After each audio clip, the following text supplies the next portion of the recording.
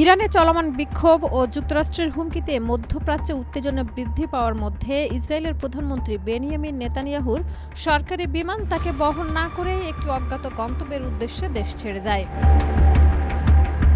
Israeli television channel 12 জানায়, wing of Jeon নামে পরিচিত ওই উড়োজাহাজটি বেন গুরিয়ন বিমানবন্দর থেকে উড্ডয়ন করে এমন সময় যখন নেতানিয়াহু তেল আবিব জেলা আদালতে তার বিরুদ্ধে চলমান দুর্নীতির মামলায় সাক্ষ্য দিচ্ছিলেন। পরে চ্যানেলটি জানায়, ইরানের সঙ্গে ক্রমবর্ধমান উত্তেজনার প্রেক্ষাপটেই বিমানটি নিরাপত্তাজনিত কারণে সরিয়ে নেওয়া হয়েছে। এর আগেও একই ধরনের ঘটনা ঘটেছিল। 2025 সালের 13 জুন তেহরানের সঙ্গে যুদ্ধ শুরুর মাত্র কয়েক ঘণ্টা আগে নেতানিয়াহুর এই সরকারি বিমানটি একইভাবে ইসরায়েলের বাইরে পাঠানো হয়েছিল। তবে এ বিষয়ে প্রধানমন্ত্রীর কার্যালয় থেকে কোনো আনুষ্ঠানিক ব্যাখ্যা দেওয়া হয়নি। 15 জানুয়ারি এই উড্ডয়ন সরাসরি আঞ্চলিক উত্তেজনার সঙ্গে যুক্ত কিনা নাকি অন্য কোনো কারণে তা এখনও স্পষ্ট নয়।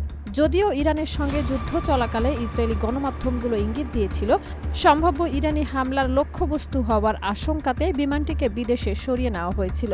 পরে চ্যানেল 12 এক ইসরায়েলি সামরিক কর্মকর্তার বরাতে দাবি করে, এই উড্ডয়ন ছিল একটি রুটিন প্রশিক্ষণ মহড়ার অংশ। এই ঘটনাটি এমন এক সময়ে ঘটল যখন ঠিক একদিন আগেই মার্কিন প্রেসিডেন্ট ডোনাল্ড ট্রাম্প ইরানের বিক্ষোভকারীদের প্রতি সমর্থনের ঘোষণা দেন। তিনি বলেন, বিক্ষোভকারীদের উপর অর্থহীন হত্যাকাণ্ড বন্ধ না হওয়া পর্যন্ত তিনি ইরানি কর্মকর্তাদের সঙ্গে সব ধরনের বৈঠক বাতিল রাখবেন। গত মাসের শেষ দিকে তেহরান সহ ইরানের শহরের অর্থনৈতিক সংকটের প্রতিবাদে বিক্ষোভ শুরু হয়, যা সহিংস হয়ে ওঠে।